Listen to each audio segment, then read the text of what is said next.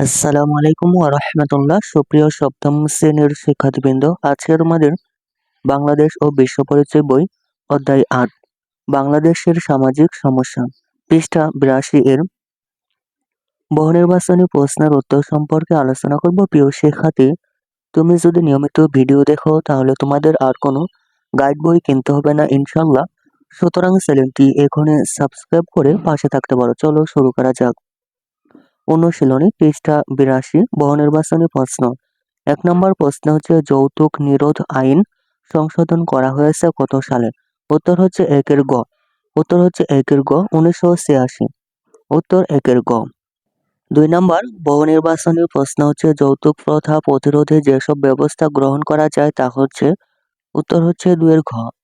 উত্তর হচ্ছে ২ ঘ ১, ২, ৩। ১ নম্বর হচ্ছে সকলকে সুশিক্ষিত করা।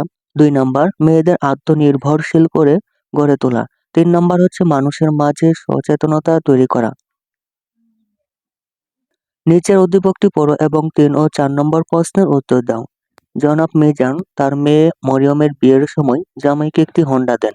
বিয়ের কিছুদিন পর মরিয়মের শ্বশুর বাড়ির লোকজন তাকে টাকা আনতে বাবার বাড়ি পাঠায়। মরিয়ম টাকা আনতে ব্যর্থ হয়, ফলে তার উপর শারীরিক ও মানসিক নির্যাতন নেমে আসে। ৩ নম্বর প্রশ্ন হচ্ছে মরিয়ম কোন সামাজিক সমস্যার সম্মুখীন হয়েছে? উত্তর হচ্ছে ৩ খ যৌতুক। উত্তর ৩ খ যৌতুক। ৪ নম্বর প্রশ্ন হচ্ছে উক্ত সমস্যার কারণ হচ্ছে। উত্তর হচ্ছে ৪ ঘ ১, ২, ৩। ১ নম্বর হচ্ছে দারিদ্র্য, ২ নম্বর নারীর নির্ভরশীলতা, ৩ নম্বর হচ্ছে আইনের দুর্বল প্রয়োগ।